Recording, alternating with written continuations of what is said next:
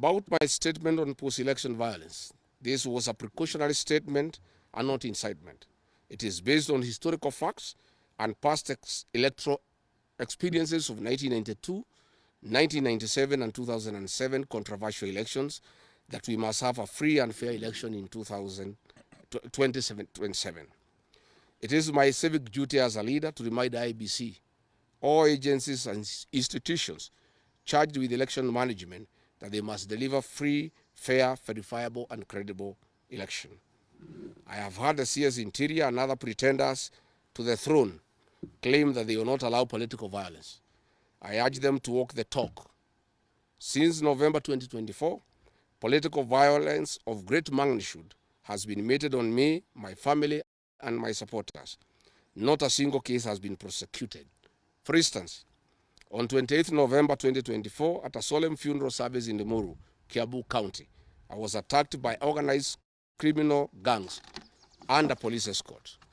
On 28th December 2024, in Shamata, Nyandarua, an inspector of police flanked by criminal gangs threw tear gas canisters at me. On 23rd March 2025, at ACK St. Peter's Cathedral in Nyeri, my convoy was attacked at a church compound by a known criminal gang under police escort. On 29th March 2025 in Naivasha town, we were attacked by the police. On 6th April 2025, at a church service in Mwiki, PCA, hooded goons attacked us inside the church.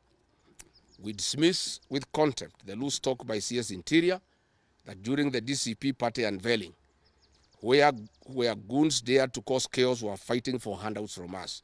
These were state-sponsored, but fortunately, they were overpowered by security personnel and supporters.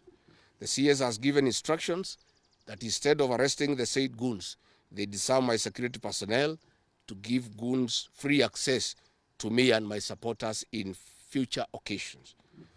Let it be known that our party, DCP, has organic support, and we do not pay supporters to attend our meetings the way the government is doing to people to attend their meetings. Finally, let me assure the planners of this violence that you will not stop the cause of the people of Kenya. The one-term movement and the DCP party popularity will not be stopped and will not be slowed down. The cause to liberate Kenya is not about Rigathi Gachagua. All the leaders with me. Wasting time and resources to stop me is a zero-sum game. The people of the Republic of Kenya have said that lies must stop, roads must be built, corruption must stop, abductions and extrajudicial killings must stop, education and health systems must work. They are some of the things that are making the people of Kenya restless. We are putting our supporters on high alert that they have the right to express their frustrations if injustice is meted on us. My supporters and I will not be cowed or intimidated by the use of the criminal justice system to manage politics. The drama of waylaying us on roads should be stopped.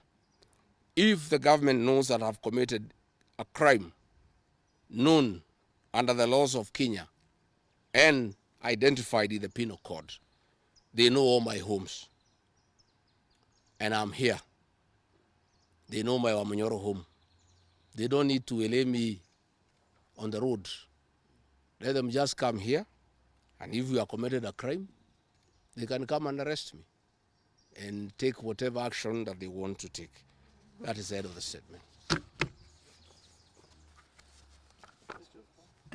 Iko swali? Yes. Yes.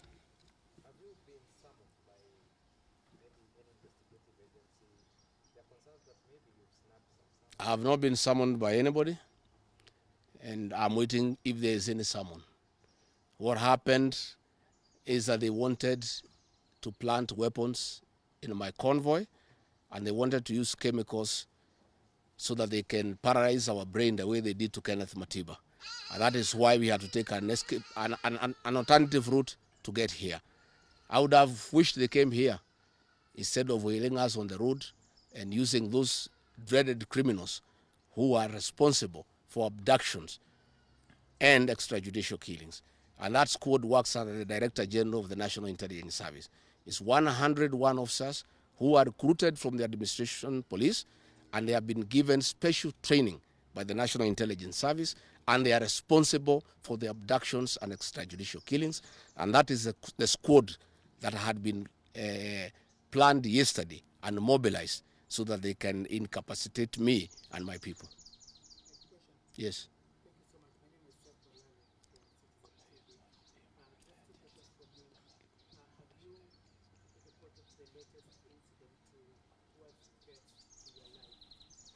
Report to who?